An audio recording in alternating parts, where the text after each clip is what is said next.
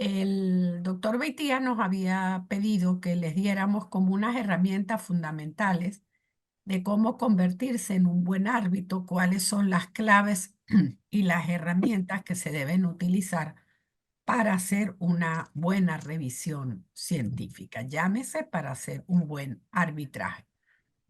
En este sentido, no creo que sea yo la que se los deba decir a ustedes, pero es como volver sobre algo que debemos tener todos conscientes, y es que la actividad de publicación de los artículos científicos es la más rigurosa de toda la producción del conocimiento.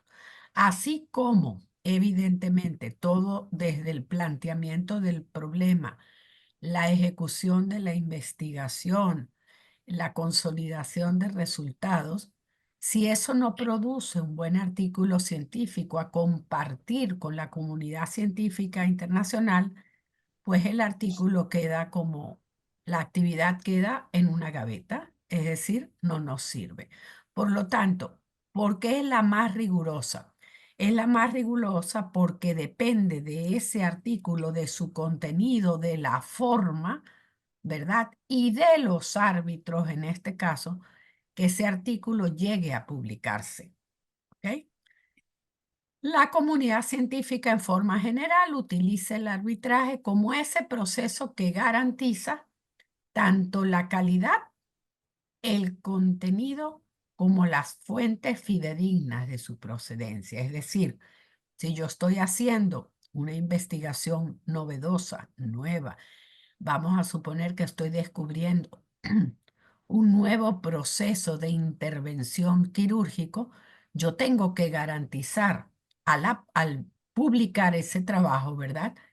Que lo que estoy diciendo es cierto, que las citas que estoy haciendo son las correctas, de forma tal que se pueda replicar esa investigación en otros ámbitos. Si no, deja de ser importante e interesante. En ese sentido, antes de Josefa les va a dar todas las claves, pero quedamos en que hacíamos pues un paneo en cómo definimos o qué entendemos por arbitraje científico. Si ustedes lo buscan, lo van a encontrar que viene de peer review. Peer review es revisión por pares, pero no todos los procesos científicos, como le va a explicar Josefa, o todos los arbitrajes, se hacen por pares. Esa es una de las formas de hacer el arbitraje, pero no es la única. ¿Ok? Este mecanismo implica una evaluación crítica del manuscrito que me llega, es decir, a mí me llega el artículo científico a ser evaluado para su publicación en una determinada revista. Esto lo van a revisar un conjunto de expertos. Panco decidirá, y con gusto podemos hablar con ellos, cuál es la mejor forma que ellos van a utilizar dentro de las claves y formas de arbitraje que existen que les va a dar Josefa, cuál es la que va a hacer uso Panco para su revista científica.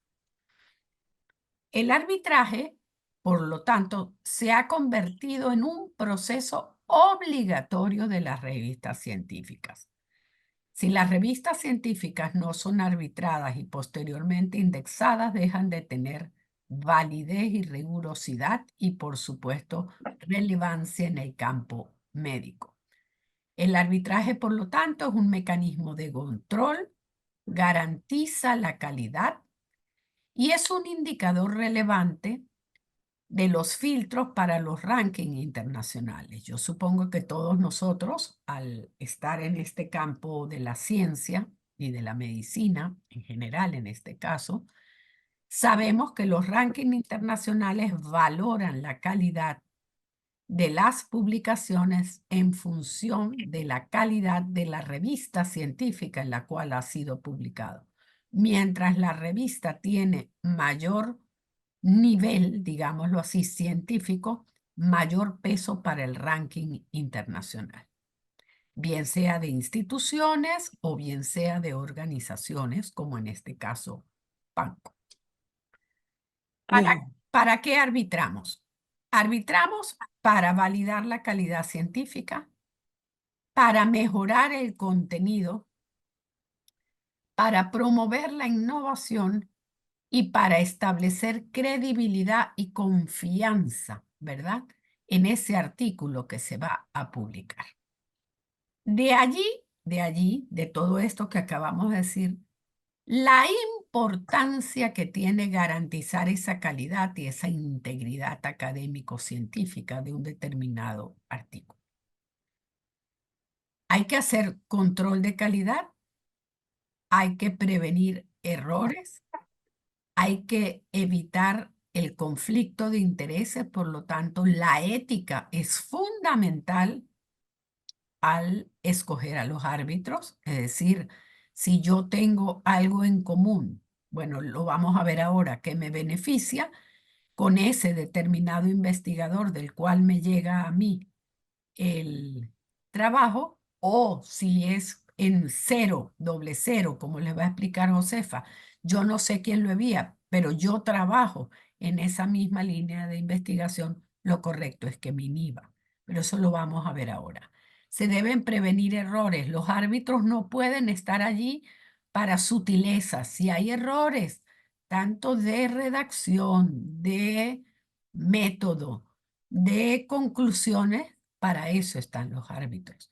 De hecho, también se lo va a decir Josefa, uno en un momento dado puede aprobar el artículo para la revisión, no aprobar el artículo, que son los dos extremos, y aprobarlo con correcciones. En ese caso, hay que volver a arbitrar, no porque me lo arbitraron una vez, yo corregí y ya yo doy por hecho que va para la publicación, no, porque a lo mejor lo que corregí fue peor que lo que tenía, entonces hay que volverlo a hacer. ¿Y qué pasa con el arbitraje? Fomenta la integridad de la comunidad científica para la cual nosotros trabajamos. ¿Cuál es el proceso del arbitraje? El proceso del arbitraje es el envío del manuscrito, es decir, del trabajo inicial. Selecciona los árbitros, evidentemente, la revista en la cual yo he enviado el manuscrito para, eso también les dirá Josefa, cómo seleccionan los árbitros. Evidentemente tienen que tener una afinidad en la temática que van a evaluar. Si yo no soy matemático, no me van a enviar para arbitrar un artículo de matemáticas puras, sería ridículo. Muy bien, el examen del manuscrito, el resultado del arbitraje, la decisión. Entonces los árbitros se lo envían a los editores y los editores pues deciden, este artículo va, este no va, este va con correcciones, y se vuelve a empezar el proceso y finalmente, una vez que está listo, se publica. ¿Por qué decía yo e insisto? Porque a veces uno siente como que la ética es algo trillado, una teoría que tenemos allí, una, un parámetro que debemos tomar en cuenta, pero no le damos la importancia que tiene. Y sí la tiene. Perdón, enorme. El rol del árbitro va más allá de la evaluación técnica del manuscrito. Sus decisiones no van a afectar solo al autor, afectan a la integridad del conocimiento científico en conjunto. Es decir, si yo hago un mal arbitraje y dejo que una publicación con fallos, y yo le digo a la revista, mire, sí, publique, porque no tenía mucho tiempo de revisarme el artículo, ay, sí, sí, publique, ese compromiso ético yo lo resquebrajo, y evidentemente mi decisión no va a afectar solo al autor, que a lo mejor se enfrentará a un conjunto de críticas sin ningún tipo de necesidad, sino a la ciencia en general. ¿Cuáles deben ser o cuáles son los principios éticos de los árbitros? La confidencialidad, es decir, yo no me puedo, si me envían un trabajo, ponerme a hablar con un amigo y decirle, mira, me enviaron este trabajo, estoy corrigiendo esto, imagínate lo que me conseguí aquí. No, no. Eso es lo primero que un árbitro no puede hacer. La protección de la información, es decir, le llega un manuscrito y él no puede compartir ni previo, ni durante el arbitraje, ni posterior al arbitraje, previo a la publicación, nada que tenga que ver con la información que revisó. El manejo ético de los descubrimientos. Si aparece un descubrimiento, no puede ser que chévere, me lo voy a zumbar yo para mí y buenísimo, y me gano yo los laureles. No. Por eso la importancia de ser árbitro. Parece que no, pero es importante. Y la revista evidentemente tiene que cuidar a los árbitros y evidentemente los honorarios que recibe un árbitro nunca puede ser cero, porque lamentablemente el mundo no se mueve así. Entonces, evidentemente hay que buscar lógicamente siempre una partida para el arbitraje de los manuscritos de las determinadas revistas. Y por último, la imparcialidad. Yo debo ser imparcial. Si yo me llega el nombre y a mí no me cae Josefa Orfila, no por eso, ¿verdad? Pues yo la voy a evaluar a menos. No. Entonces, eso significa un temple, una integralidad del propio árbitro para llevar a cabo ese arbitraje. Si usted no se siente capaz de hacer todo eso, sencillamente rechace ser árbitro. Respecto al conflicto de intereses que le decía, yo debo rechazar un artículo si identifico cualquier tipo de conflicto de interés que pueda comprometer mi imparcialidad al hacer el arbitraje. Debo rechazarlo si identifico un conflicto porque tengo relación personal o profesional con esos autores. Porque evidentemente, aunque digamos lo que digamos, las relaciones objetivas 100% no existen. La subjetividad siempre está presente en todo ser humano. Entonces, ser árbitro, como le digo, involucra efectivamente ese cuidado y beneficios económicos relacionados con los resultados del artículo. Es decir, si yo veo que yo voy a obtener un beneficio económico de este autor y demás, también debo rechazar el arbitraje del artículo, porque entonces me estoy a lo mejor guiando por un interés económico y no puramente científico. Otra de las causas por las que debo rechazar, que me genera conflicto de intereses, es una competencia directa en la misma línea de investigación. Si yo me muevo exactamente en la misma línea de investigación, como suele muchas veces suceder, porque lógico, los árbitros son escogidos de acuerdo a la cercanía del área temática que van a arbitrar. Eso es lógico, ¿verdad? Pero si yo me puedo beneficiar al rechazar o al retrasar la publicación, sencillamente mejor me inhibo, porque eso no es correcto. Y declaración de sesgo. Los hábitos deben comprometerse a que su juicio no está influido por favoritismo. Aquí volvemos a lo mismo. Si el doctor Beitía, por decir algo, tiene una afinidad y un favoritismo especial porque comparte su vida, ¿verdad? No le va el profesor Guillermo Beitía a arbitrar a la doctora Pernalete. Evidentemente que no lo puede hacer. Entonces habrá que buscar otra persona que lo pueda hacer. Y en este caso, cuando hay declaración de sesgo, lo correcto por parte del árbitro es enviar una carta al editor. ¿Por qué es importante? A veces nosotros nos cansa el escribir, ¿ok? Pero es que las palabras se las lleva el viento. Y si yo no he rechazado o no he manifestado que tenía un sesgo que me puedo favorecer con tal arbitraje, etcétera, etcétera, y se entera el investigador, puede malinterpretar al árbitro. Y eso tampoco es correcto, porque al final pueden saber quiénes los arbitraron. Entonces, si queda por escrito, quedan las causas por las cuales yo me inhibo en un momento dado del arbitraje. Para finalizar mi parte, le voy a dar después la palabra a Josefa con lo que ustedes seguramente pues quieren ver ahora, que son las herramientas de cómo se arbitra. Los árbitros deben ser siempre garantes de la responsabilidad profesional y de la transparencia en sus arbitrajes. Por mi parte, le doy la palabra a Josefa. La pantalla es tuya.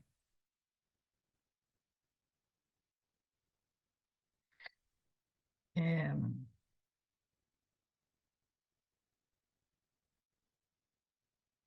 Estoy en mute. Muy Ah, buenos días a todos. Encantada de estar compartiendo nuevamente con este equipo, con este grupo. ¿Se escucha? Porque yo sí, me dice que, ok, perfectamente. ya, Sí. pensé que estaba Mm. vamos a ponerlo en modo presentación. Y me parece que estoy en una extensión del diplomado de metodología de la investigación de la teoría a la práctica. Me encanta contar en este momento con muchos de los que participaron con nosotros en el diplomado y que evidentemente eso es un indicativo de que están comprometidos con esta área investigativa. Además, tengo aquí hasta estudiantes del doctorado, mis estudiantes del doctorado en salud Caramba. pública que también están presentes. Entonces, creo que esta pequeña charla o disertación la voy a hacer con mucha comodidad porque la voy a hacer con gente bastante conocida y que nos conocemos. Bueno, agradecidos a todos ustedes por estar aquí, por el interés manifiesto expresado en, de una forma u otra, continuar su formación en lo que significa darle brillo o hacer que el mundo de la gestión del conocimiento crezca y se manifieste. Claro que la única ventanita que tiene el científico o el investigador para hacerle llegar al colectivo o a la sociedad o a la comunidad científica en general los aportes de sus investigaciones es a través de las presentaciones o las publicaciones que pueda hacer en la revista. Por supuesto, una publicación para que pueda llegar a una revista necesita ser sometida a un sistema de arbitraje o a un sistema de revisión o evaluación para que ese manuscrito que nosotros hemos incorporado, que nosotros hemos elaborado como producto de nuestro trabajo investigativo, se convierta verdaderamente en un artículo de investigación. Mientras no hayamos publicado, no podemos hablar de artículo. Nosotros se lo repetimos en el diplomado, lo dijimos en varias oportunidades, porque hubo al final una parte, una sección en la que hablamos de la teoría de la publicación y mientras yo no publique ese artículo, pues eso sigue siendo, mientras yo no publique ese manuscrito, no se convierte en artículo, sino que sigue siendo un manuscrito. Entonces, felicitaciones a todos los que están aquí incorporados y de verdad que nos encanta que este mundo de la gestión del conocimiento cada día crezca y se fortalezca con gente que está preocupada por el mundo, por investigar y por trabajar y por ser cada día mejor. Para continuar con lo que la doctora Strug les estuvo comentando y que tiene que ver con algunos preliminares de lo que tiene que ver con esta eh, conversión, si se quiere, de ustedes en futuros árbitros, porque se aprende a arbitrar única y exclusivamente que evaluando o revisando trabajo. Yo puedo hacer cualquier cantidad de cursos, talleres, pero si no me someto a la acción directa, de la revisión de los trabajos, vivir, convivir y enfrentarme cada día con situaciones distintas cada vez que reviso un documento, pues no voy a ser nunca un árbitro exitoso, porque el arbitraje es práctico, soportado, avalado y sustentado por un aspecto teórico. Entonces, eso es importante que ustedes también lo tengan presente y lo tengan en mente y que ese mismo arbitraje les sirva a ustedes cuando tengan su manuscrito, cuando los quieran publicar, ustedes lo hagan, lo redacten, siguiendo algunos lineamientos, algunas normativas específicas, en donde, por supuesto, hay algo que prela y que es fundamental que son los elementos sintácticos, los elementos prosódicos y los elementos ortográficos que nosotros los vimos en nuestro pasado encuentro a los que tuvieron con nosotros en el curso, en el diplomado de metodología de la investigación y que se ve en cualquier sección de metodología. Muchas veces las redacciones, las investigaciones son sumamente exitosas, pero el investigador redacta el manuscrito para su persona, no piensa en el mundo exterior, que son los que van a leer ese documento. Entonces nosotros tenemos que escribir para un tercero y ese tercero es el lector cautivo que tenemos. Y el primer lector cautivo que nosotros vamos a tener es el árbitro de una revista de publicación si enviamos nuestros productos a publicar. Si usted no lo envía a publicar, pues no ha hecho absolutamente nada, porque eso se convierte en literatura gris y está corriendo el riesgo de que otro de sus pares que trabaja en el mundo científico en líneas de investigación parecidas a la suya, pues publiquen antes que usted. ¿Y quién se lleva el crédito? El que primero publicó. Entonces, eso es un aspecto que ustedes tienen que tener presente. A continuación, y siguiendo con los lineamientos que le dio la profesora Stru, vamos a ver tres cositas que son fundamentales. Y al finalizar, que va a quedar abierto un ciclo de preguntas y respuestas corto para cualquier pregunta que ustedes tengan y que nosotros la podamos responder dentro de nuestra experiencia. Tenemos una vasta experiencia arbitrando artículos y también en materias de publicación que tiene que ver con, en muchos casos, entre 30 y 35 años de ejercicio profesional y por lo menos en mi caso, unos 15 o 20 años arbitrando artículos de revista, que es en lo que yo me he dedicado básicamente y en la corrección de artículos. Bueno, vamos a ver cuáles son los tipos de arbitraje que existen, cuáles son los que mejor nos van a cuadrar a nosotros y que de repente la revista lo tiene que decidir en un momento determinado, pero es bueno que ustedes sepan cuáles son esos tipos. ¿Cuáles son las normas que se deben seguir para los autores según el tipo de manuscrito? Y esas normas las establece cada revista. Y es importante que yo, si voy a publicar en una determinada revista, conozca cuáles son esas normas para poder ajustarme a las mismas y que el proceso de arbitraje sea mucho más sencillo. Y como parte, bueno, tenemos una guía para el arbitraje que se convierte en una especie de checklist y que me va a facilitar a mí el trabajo de la corrección. Usualmente las revistas le proporcionan, así como le dan una invitación al árbitro y le envían el artículo para que éste lo revise, también le proporcionan una guía para que se facilite esa revisión, ese checklist y que no se nos quede nada fuera del tintero al momento de revisar. ¿Ya? Entonces, bueno, los tipos de arbitraje más conocidos que nosotros a los que nos enfrentamos con mucha frecuencia es el arbitraje ciego o ciego simple, pero adicional a eso también hay un doble ciego, un arbitraje doble ciego, habla también de un arbitraje abierto y también se menciona el arbitraje de pares, que son uno de los que más, con mucha más frecuencia. El doble ciego y el arbitraje por pares son los que con mayor frecuencia nosotros vemos en el mundo de las revistas cuando estamos en las publicaciones. Es el que más, el que con mayor frecuencia se utiliza. ¿Qué es el arbitraje ciego? No es ciego porque tenga limitación visual, ni tampoco porque tenga una venda, sino sencillamente porque el árbitro no conoce la identidad del autor o de los autores. O muchas veces los autores, como suele suceder, tampoco conocen la identidad del árbitro.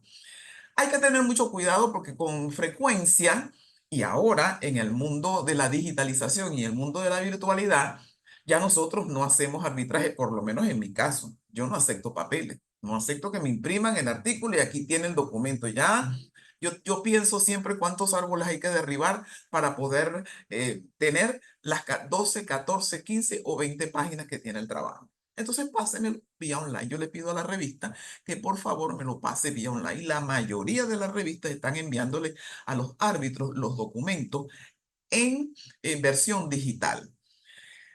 Sucede que hay muchos estilos para hacer ese tipo de corrección cuando es el arbitraje ciego. Lo voy a corregir ciego porque no sé ni siquiera quién es el autor. Pero tenemos que tener la precaución de que si utilizamos el estilo de corregir e insertar los comentarios que tenemos, porque no es solamente decir esto no me gusta, tachar, quitar o reponer, sino que al lado tenemos que decir el comentario, por qué razón el autor debe corregir este aspecto. Hay que cuidar mucho la herramienta de Word, porque Word al insertar comentarios identifica con nuestro nombre. Entonces no estamos haciendo ningún arbitraje en ciego. Hay que volver, retomar, hay que configurar el Word, eliminar en comentario la identificación del usuario, sencillamente para que eso vaya lo más sin identificación, que se preserve la identidad del árbitro que está corrigiendo. ¿Ok? Entonces tengan también yo después de mucho tiempo fue que me di cuenta. Y después fue que me di cuenta que estaba apareciendo mi nombre y yo dije, aquí no estoy haciendo ningún arbitraje ciego, porque si aparece en el comentario José Forfila, pues todo el mundo va a saber, el autor va a saber que fue José Forfila el que me hizo el arbitraje. Entonces eso es un tipo de arbitraje que lo tenemos que cuidar. ¿Ya? Un tipo de, una nota, es un tip que yo les digo cuando a ustedes les toque revisar un trabajo, estén muy pendientes que Word no le eche la broma y que ustedes estén infringiendo la normativa de la revista cuando la revista le dice que esto es un arbitraje ciego. Y se lo devuelva sencillamente para que vuelva a incorporar los comentarios, pero sin identificación del usuario. También se hace doble ciego.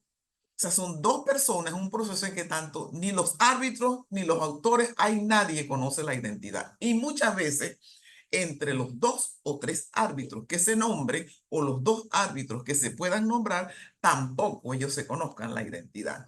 Esto es para evitar el sesgo de observación que pueda suceder en que yo pueda influir en la decisión, en la voluntad o en el comentario del otro árbitro que también está trabajando. Lo mejor es que se haga con un ciego simple o que se haga también a doble ciego.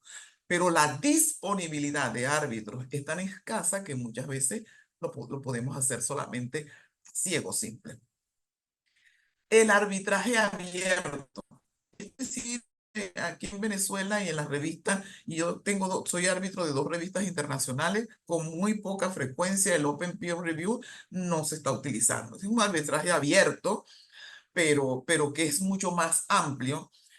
Lleva muchísimo más tiempo poder concretarle al autor del manuscrito cuáles son las correcciones, porque hay que aglutinar las correcciones de todo ese proceso de revisión que se produce en línea y que ese proceso de revisión, bueno, la gente puede ver, al momento de arbitrar, la gente puede ver cuáles son los detalles de los que escribieron cada uno.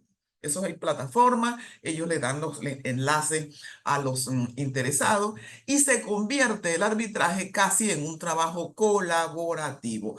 Eso es semejante a lo que nosotros hacemos cuando trabajamos de forma colaborativa en un blog, cuando trabajamos de forma colaborativa en un archivo que tengamos conectado en un Drive o que tenemos instalado en un Drive, así más o menos funciona también ese tipo de arbitraje. Un sistema de corrección en donde varias personas al mismo tiempo hacen el aporte y participan. Y el más conocido es el arbitraje por pares, que es el peer review, que es una evaluación crítica de manuscritos por parte de expertos. Pero por lo general, estos expertos no pertenecen al comité de evaluador o comité de arbitraje de la revista. En los casos anteriores, son árbitros que están adscritos al comité de arbitraje o forman parte del comité editorial. Pero dada la magnitud o las características que pueda tener en un momento determinado un trabajo investigativo, la revista recurre a expertos en el área para que trabaje y revise. Mire, estamos en una revista, estoy arbitrando, vamos a arbitrar un artículo en prospectiva, por ejemplo, o en análisis prospectivo. Yo no conozco la metodología Morphold, no conozco el prospectivo, pero conocemos personas que evidentemente o científicos o profesionales que trabajan en esta metodología y que evidentemente nos pueden decir, basado en su experiencia, si este artículo recoge verdaderamente la intencionalidad de lo que la metodología indica y si los hallazgos están en relación con lo que el método que la persona utilizó o con la teoría que implementó. Entonces, el arbitraje por pares lo utiliza con mucha frecuencia la revista, sobre todo cuando el tema escapa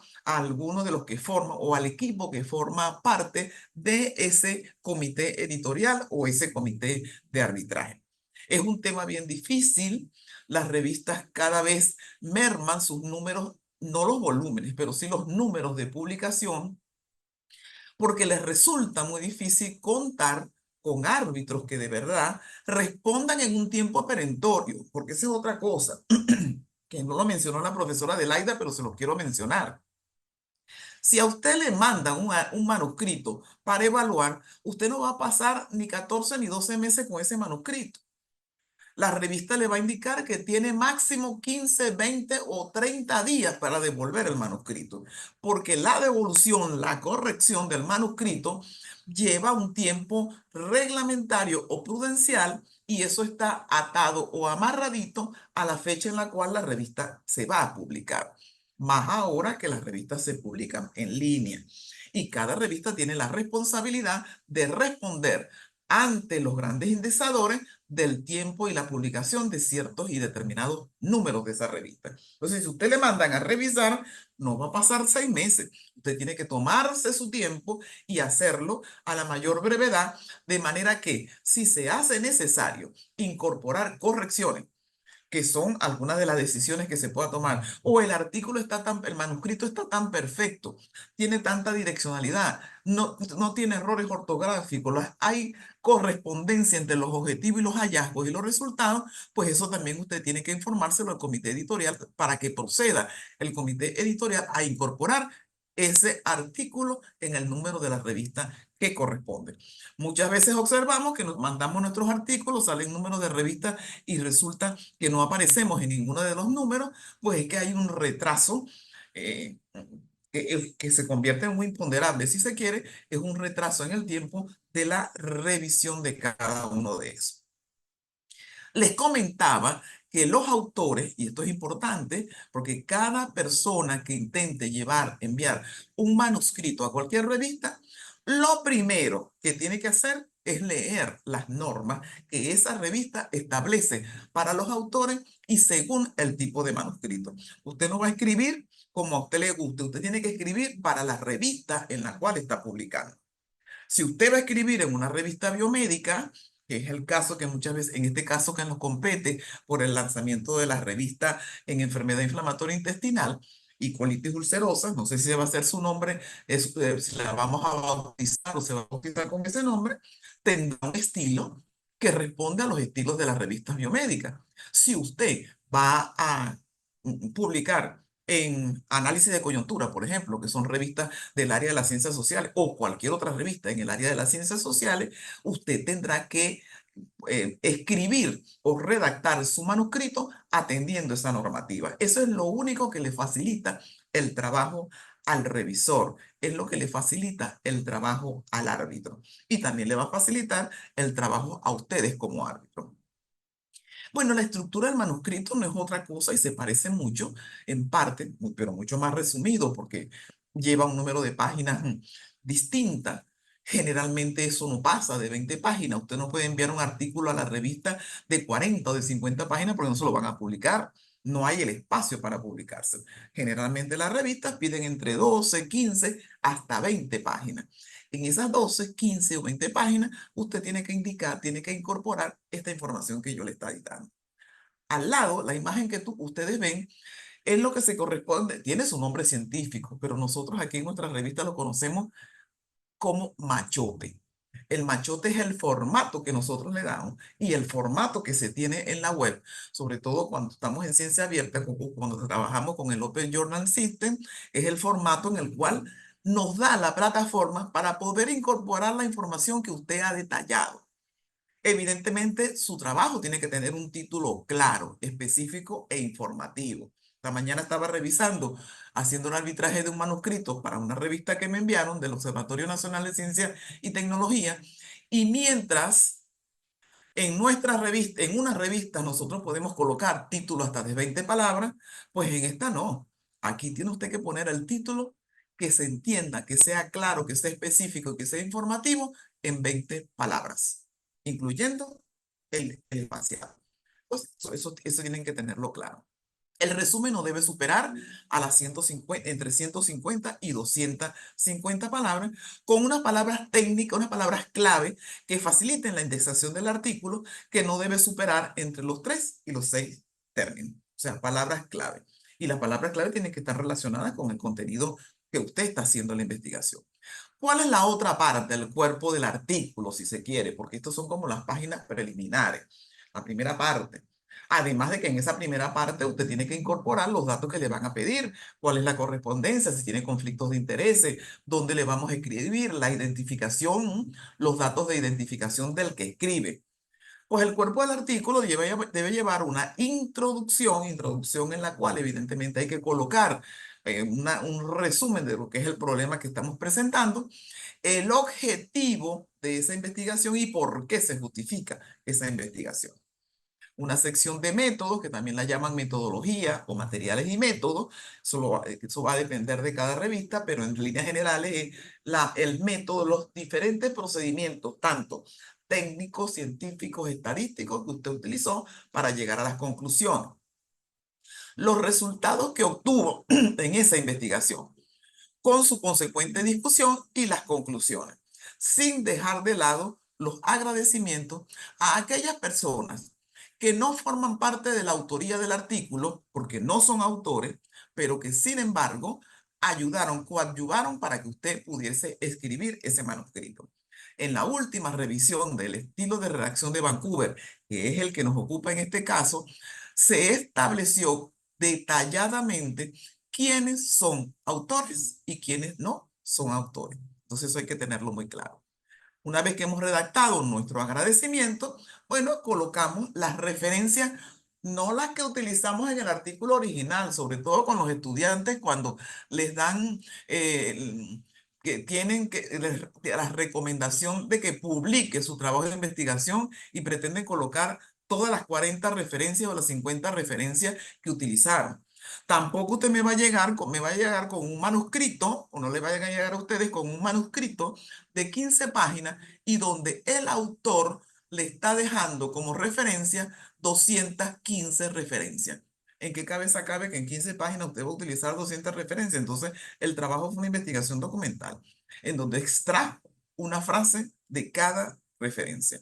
Entonces, es un tic que uno tiene que irse, que lo tiene que ir manejando y que no lo van a aprender en ningún curso, sino que se lo va a dar la experiencia o el hecho de enfrentarse día a día con el arbitraje y con los diferentes manuscritos. Por supuesto, en este caso, como estamos hablando de revistas biomédicas, las referencias se van a redactar siguiendo el estilo de redacción de Vancouver, que ya lo hemos hablado en varias oportunidades y el que no lo invito, el estilo de redacción de Vancouver. Está en la página de el Comité Internacional de Editores de Revistas Biomédicas. Ellos allí hacen su revisión. La última es de enero del 2024. Ahí las pueden accesar para que se familiaricen con ella. Y ahora ahí viene la pregunta, ¿y qué tipo de manuscrito es el que yo puedo incorporar o que se puede someter al arbitraje? Bueno, hay diferentes tipos de manuscritos que se puedan cometer. Los editoriales, que en primer lugar dirán, bueno, ¿y qué lo escribió el editor de la revista y eso no tiene pele, se supone que lo hizo bien? No, señor. Esos editoriales, aunque sean escritos por el editor o por el director de la revista o por cualquier otra persona que designe el comité de redacción, hay que corregirlo, hay que revisarlo, por lo menos desde el punto de vista sintáctico, desde el punto de vista prosódico y desde el punto de vista ortográfico. Hay trabajos de investigación en el ámbito de la ciencia de la salud que de forma general tienen un texto que considera original porque está estructurado siguiendo a las directrices que nosotros vimos. Son trabajos de metaanálisis, son trabajos de revisiones sistemáticas, de metaanálisis básicamente, donde se consideran originales porque siguen estrictamente la metodología o siguen la estructura del método científico. Asimismo, como tenemos artículos originales elaborados por el investigador o por su grupo de investigación, también tenemos artículos de revisión que también tienen y que incluso tienen una cantidad de palabras específicas. Estos son artículos que se aceptan por el comité editorial y son solicitados directamente, se solicita la incorporación o que se solicitan que sean sometidos al arbitraje directamente al comité de arbitraje y al comité editorial, porque hay que saber exactamente cuáles son los documentos que se están sometiendo a revisión, cuál es la antigüedad de esos artículos y también cuál es el método que se utilizó para hacer esa revisión. Con mucha frecuencia, las revisiones, los artículos de revisión se corresponden o se utilizan para ello lo que nosotros llamamos la metodología PRISMA, así como está, como su nombre lo indica. También se aceptan casos clínicos. Pero sin embargo, estos casos clínicos deben ser breves, ¿ya?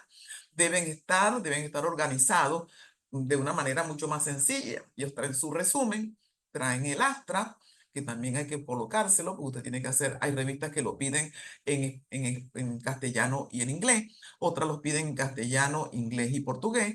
Todo depende de a qué lengua, a qué población o a qué comunidad va a llegar va a ser el ámbito de influencia o el ámbito de, de- de llegada de esa comunicación, de ese artículo que nosotros estamos sometiendo al arbitraje. Entonces usted le coloca su introducción, describe el caso clínico como tal, hace su comentario, elabora sus conclusiones, sin dejar de lado que tiene que incorporar todas las referencias que va a utilizar y de ser posible, es que por lo general los casos clínicos llevan fotografía. Entonces, usted debe incorporar todas esas ilustraciones con sus respectivas leyendas. Dependiendo de la forma que utilice la revista, le exigirá exigirá un nivel de resolución para esas fotografías que usted demanda. Hay muchos que ya incluso dicen cuál es el tamaño o la dimensión que debe tener esa fotografía para que pueda ser utilizada. También hay artículos de técnica en las cuales se organizan con su resumen, su acta, hay una introducción, se describe la técnica, se discute esa técnica y eso se soporta también con la referencia y con las ilustraciones. Y algo novedoso que son las cartas al editor, que mucha gente pregunta, bueno, pero ¿qué son las cartas al editor? Lo podemos recibir en la revista cartas de lectores que quieren expresar, básicamente, ellos quieren expresar su opinión sobre los trabajos publicados. Entonces usted puede, de una forma u otra, enviar, recibir esa carta de los editores donde el autor del artículo expresará a qué se refiere y a qué tema, ¿ya? Entonces, decíamos en tercer lugar que deberíamos utilizar lo que nosotros llamamos una guía de arbitraje. Desde Asesórate hicimos esta guía. Es muy sencilla y no es otra cosa que convertirse en un checklist de lo que está presente. Por ejemplo, bueno, no sé si esta la vamos a regalar. La regalamos o la vendemos, profesora Adelaida. Vamos a ver qué hacemos con esta guía. Entonces, en primer lugar, hay un apéndice y así van todos. Usted va chequeando el título, el resumen, las palabras clave y para cada uno de esos aspectos hay preguntas. Por ejemplo, yo quiero revisar el título. ¿Se refleja adecuadamente el contenido del título? Usted va a decir sí o no, pero por supuesto tiene que establecer los comentarios. Si usted dice que no, tiene que decirle por qué. Y así sucesivamente usted va evaluando método, va evaluando los resultados, evalúa la discusión de los resultados, conclusiones. Si el trabajo, el manuscrito trae tablas y figuras, también usted las toma, revisa las referencias, cómo están redactadas en calidad y en cantidad. Y al final usted va a decir si el trabajo es pertinente para que dé su veredicto. El veredicto puede ser en los términos de que si el manuscrito es publicable sin modificaciones, es decir, que está exacto, se puede pasar tranquilamente para el machote. Que el manuscrito es publicable, pero con algunas modificaciones menores. También pueden haber modificaciones mayores. Y Sí. el veredicto puede ser definitivamente que el artículo no es publicable. Cualquiera que sea la discusión, cualquiera que sea el veredicto, hay que hacérselo saber al autor inmediatamente para no dejarlo con el pendiente. Bueno, en líneas generales está lo que nosotros le queríamos mostrar en esta actividad. Cualquier duda o pregunta que tengan al respecto, y les digo, esto se aprende haciendo. Y ahí se apoyo mucho de los postulados de la UNESCO, el hecho de aprender haciendo. Muchas gracias a todos. Gracias, profesora Adelaida, por permitirme compartir esto con los muchachos. Oye, Y, creció el no, y nos auditorio. ajustamos a lo que nos pidió el doctor Beitía. 45 No, minutos más no, 15 horas para comentarios. no A que pudimos no los correr. regañen. Él sabe que nosotros, cuando yo agarro un micrófono, no paro. Bueno, Quiero cualquier... felicitarlas porque realmente se ajustaron a lo que habíamos hablado y que se han dado esos aspectos fundamentales que queremos que todos los autores y todos los revisores de nuestra revista latinoamericana de enfermedad inflamatoria intestinal tengan fresco, porque algunas veces los conocemos, pero otras Ujú. veces es necesario actualizar todos estos datos Por ejemplo, me interesó mucho el dato de la profesora Orfila de los comentarios y de la objetividad, que yo tampoco lo recordaba. Esa Entonces, es una gracias. clase aparte, porque eso es una aplicación en Word que hay que buscarla. No la puedo explicar por aquí. Eso es en vivo con el Word abierto y buscar dónde hacerlo. Pero sí, en Pero Word. De gracias todas por maneras, sí. recordarlo porque es un dato que reconozco, no lo tenía en mente. Bueno, Ajá, yo muy creo bien. que es momento de formular algunas preguntas. Por ejemplo, aquí la doctora Pernalete dice, ¿cómo se quita? Ajá, ¿cómo se quita el nombre de los comentarios? Eso se lo acaba de decir Josefa, ese es otro webinar. Aparte, ¿quién asigna los revisores? Los revisores los Ah, asigna sí. el comité El, editorial de la el revista. comité editorial de la revista. Ujú. Exacto. Ujú. ¿Algún otro comentario, alguna otra pregunta? La doctora Carla Díaz, excelentes conferencias. Es que ya asesórate es parte de la familia de Panco, definitivamente. Los títulos nunca deben ser muy largos, dice la profesora Struck. Sí. Yo creo que está tan claro todo lo que ustedes nos dieron que van a haber muy pocas preguntas. ¿Algún comentario final que ustedes quieran hacer, profesora Struck, profesora Orfila?